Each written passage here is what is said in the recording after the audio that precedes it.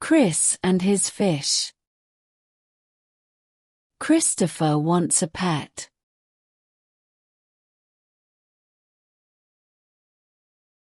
He likes fish.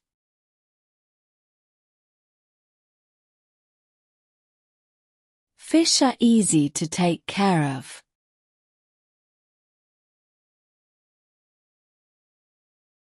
Fish are pretty.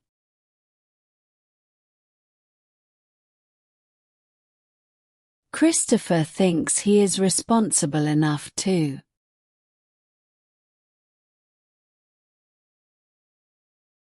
He decides to go to the pet store himself.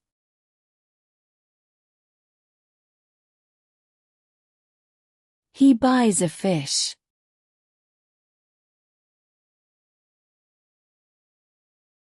It is small.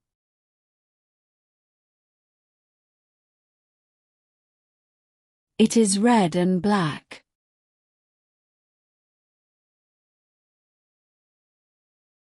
It swims slowly.